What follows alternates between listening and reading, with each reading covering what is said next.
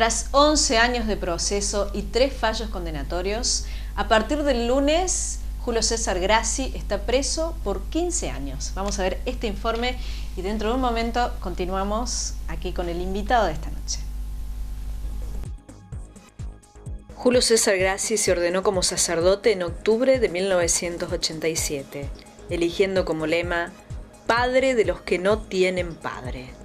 El 23 de diciembre de 1993, Grassi creó la Fundación Felices los Niños, en Harlingen, donde hoy tiene su sede central, y con el tiempo se fue expandiendo en distintas localidades del Gran Buenos Aires, Capital Federal y del interior del país. Según Grassi, el objetivo de la obra es el de rescatar a los chicos de la calle y formarlos como honrados ciudadanos y buenos cristianos, al estilo de Don Bosco, santo patrono de la Fundación. La obra consiguió tener gran éxito y alcanzó gran crecimiento económico. El financiamiento de la obra incluyó un escándalo con el programa de Susana Jiménez. En octubre del 2000 se habría realizado una denuncia anónima contra Grassi. 2 años después, en octubre del 2002, el programa Telenoche Investiga de Canal 13 puso al aire un informe en el cual algunas personas acusaban al sacerdote de abuso sexual contra menores, internados a su cargo en la Fundación Felices los Niños. Pocos días después, la Fiscalía de Morón tomó declaración a Grassi y este negó las acusaciones. Alegó que se trataba de una venganza de viejos empleados de la Fundación y acusó a un menor de querer extorsionarlo. En ese mismo acto quedó detenido. Después, Mónica López Osomio, jueza de garantías a cargo del juzgado número 1, dispuso su procesamiento por abuso sexual agravado contra un menor y corrupción en 2 casos, y dispuso su libertad morigerada.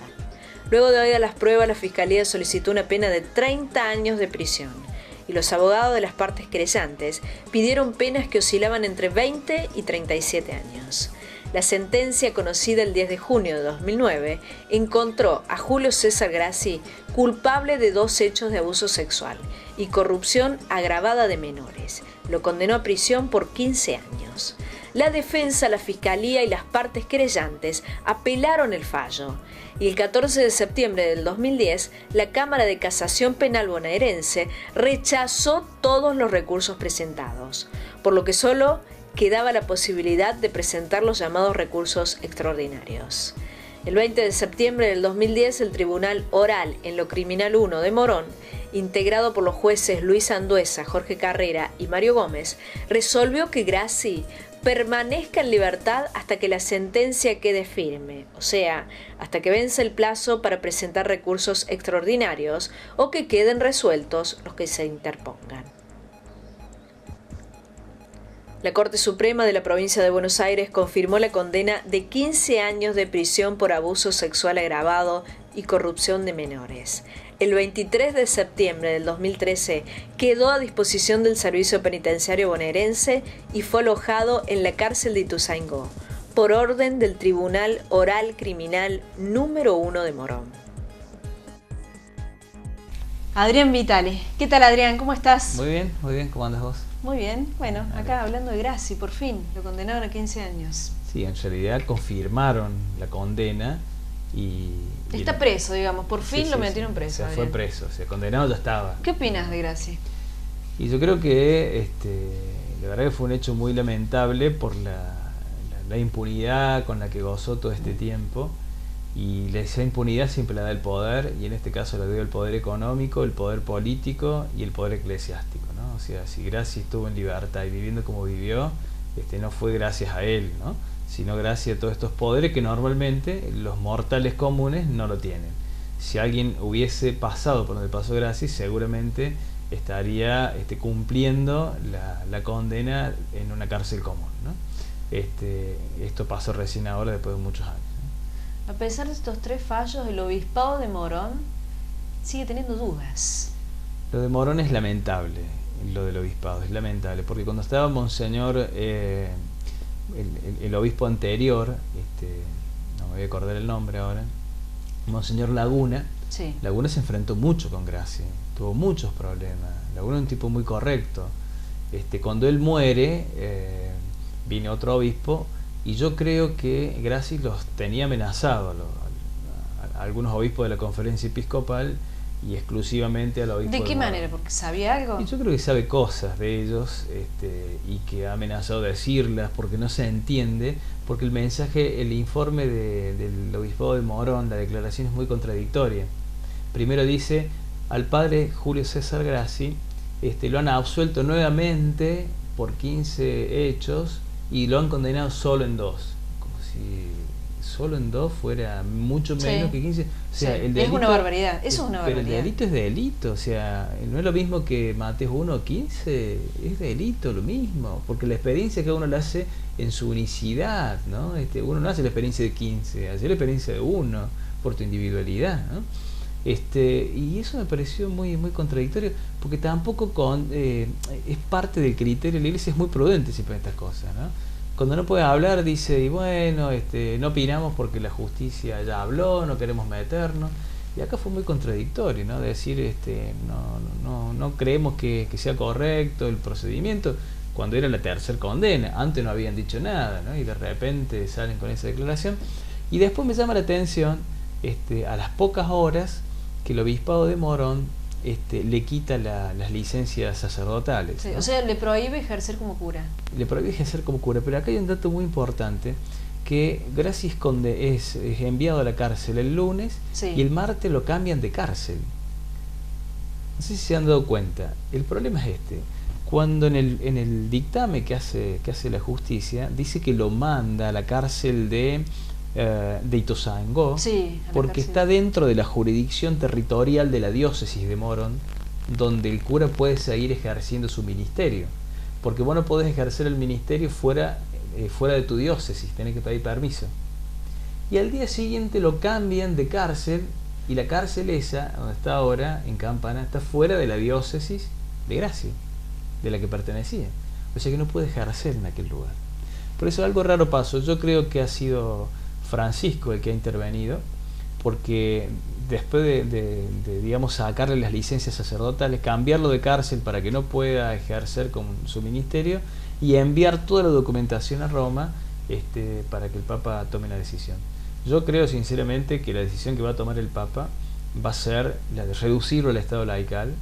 Es una de las penas que sostiene el Código de Derecho Canónico de la Iglesia, que cuando estas cosas suceden, una de las alternativas al considerar el acto con mucha gravedad es la de reducirlo al estado laical. Y reducirlo al estado laical quiere decir quitarle todas las dignidades sacerdotales, ¿no?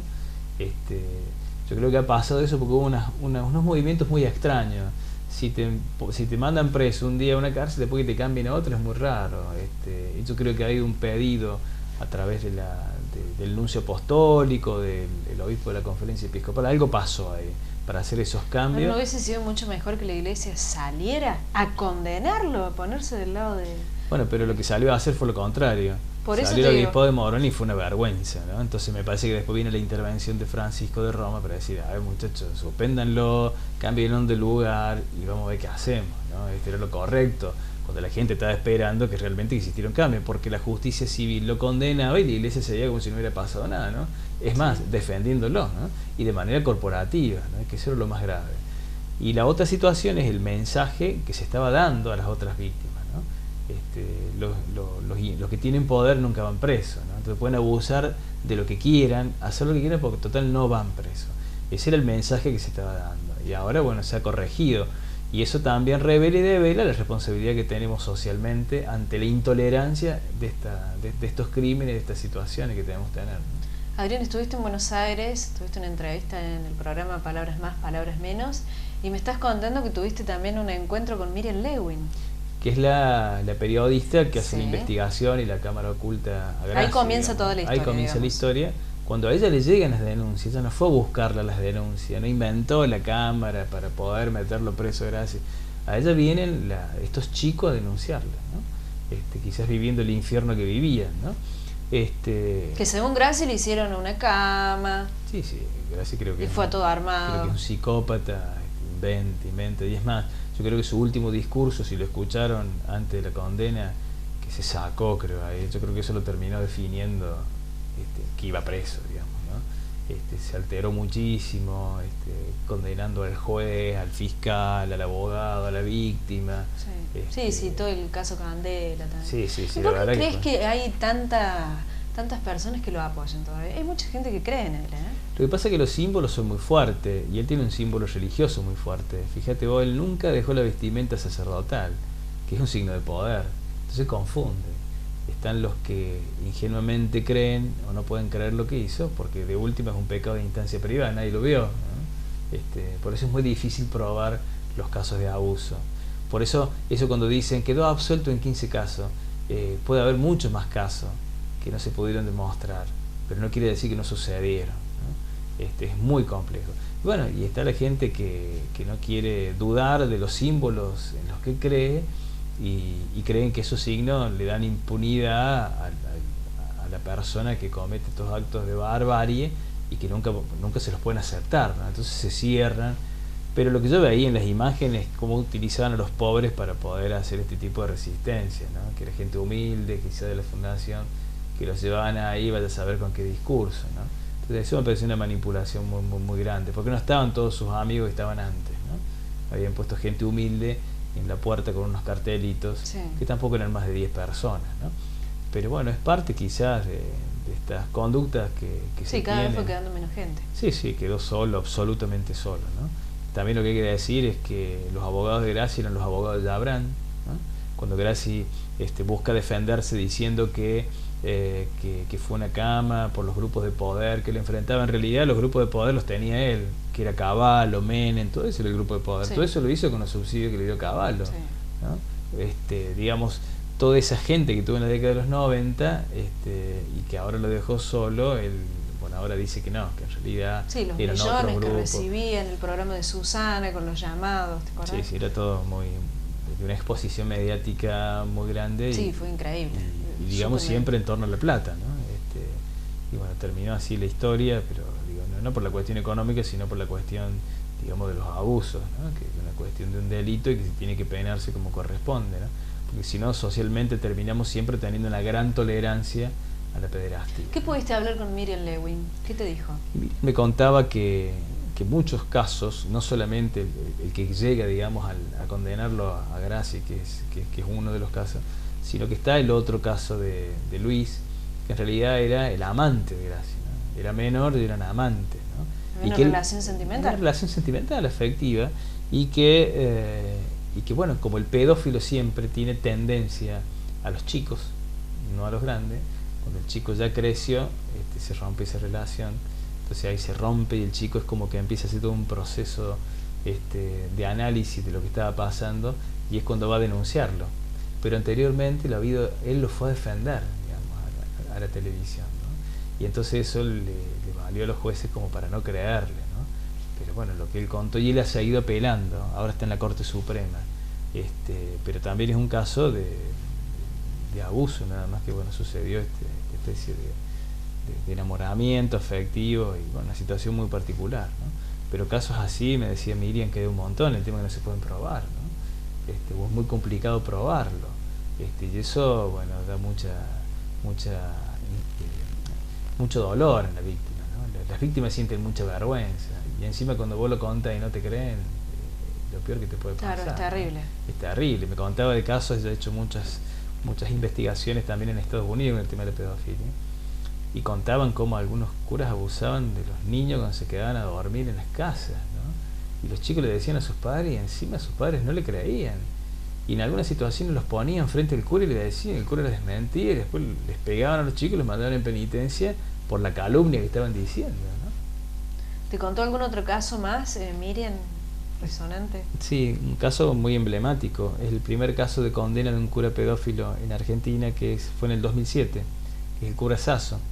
Y que en Argentina hay un montón de condenados, nada más que Graci es el más mediático, que claro, porque era el más conocido. Pero en realidad hay como 15 condenados, ¿no? Y muchos con privilegios. Están con tobillera en su domicilio cumpliendo la prisión, pero nadie antes fue preso previamente, ¿no? Esta es la primera vez. Esta es la primera vez. Y Sasso era un sacerdote de San Juan que había tenido problemas había abusado de niños. El obispo lo manda a un lugar que se llama Domus María, una casa donde van los curas con problemas de pedofilia, de alcohol, de depresión. Le hacen un tratamiento y piensan que los recuperan. Evidentemente no, porque sigue abusando de niños pobres, que lo habían mandado a una parroquia donde había un comedor donde iban a comer los niños, ¿no? Entonces le abusaban de darle la comida al chico. La verdad, una situación de perversidad increíble. Pero bueno, y así miles de casos más, ¿no? Que bueno, lo importante de estas cosas que se sepan para que socialmente podamos siempre lograr generar los anticuerpos para proteger a los más vulnerables, ¿no? Sí. Bueno, Adrián, muchas gracias entonces. Nos vemos la próxima. Nos vemos la próxima. Continuamos con más Café en Tránsito.